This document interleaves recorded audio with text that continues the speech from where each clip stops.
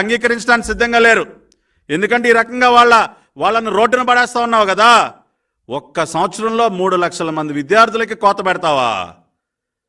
నీకు తెగ రేపు జనం ఎగిరెగిరి ఓట్లేయాలి నీకు.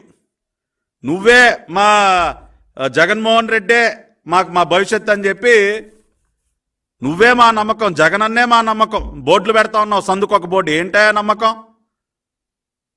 ప్రతి ఒక్కరిని వంచిస్తున్నటువంటి సైకో తమరు జగన్ రెడ్డి. దీనికి సమాధానం చెప్పండి. ఒక్క సంవత్సరంలోనే 3 లక్షల మంది విద్యార్థులకి ఏ రకంగా కోత పెట్టారు? 3 లక్షల మంది విద్యార్థులకి ఫీజు రియంబర్స్మెంట్ అందించకుండా ఎందుకు దగా చేస్తా ఉన్నారు? ప్రతి విడత సుమారుగా 700 కోట్ల రూపాయలు చెల్లించాల్సింది ఈ సంవత్సరం ఇప్పుడు 584 కోట్లకు దేనికి పడిపోయింది? దీనికి జవాబు చెప్పగలరా? అంటే 4 విడతలు ఇప్పటికే బాకీ, అంటే సుమారుగా 2800 కోట్లు. పీజీ విద్యార్థులకు సంబంధించి ఒక 450 కోట్లు, అంటే 3250 కోట్లు. మళ్ళీ కటింగు పోయిన సంవత్సరానికి ఈ సంవత్సరానికి పోలిస్తే సుమారుగా ఇంకొక 120 కోట్ల రూపాయలు కటింగు. అంటే 3250కి ఇంకొక 120 అంటే 3370, అంటే సుమారుగా 3400 కోట్ల రూపాయలు.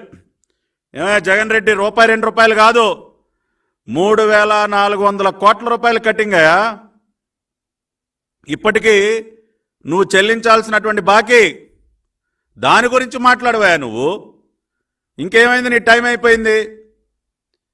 రేపు ఫిబ్రవరిలో నోటిఫికేషన్ వచ్చేస్తుంది. ఇంకా ఉష్కాకి నువ్వు ఉండవు, నీ బటన్ ఉండదు.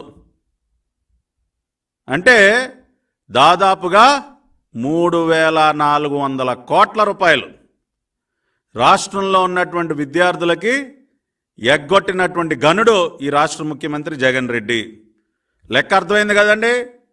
చాలా క్లియర్గా 2020-21లో విద్యా దీవెన ఒక విడత ఎగ్గొట్టాడు, సుమారుగా 700 కోట్లు. ఇప్పుడు మళ్ళీ లేటెస్ట్గా 2022-23 ఒక విడతకి చేతులు దులిపేసుకున్నాడు.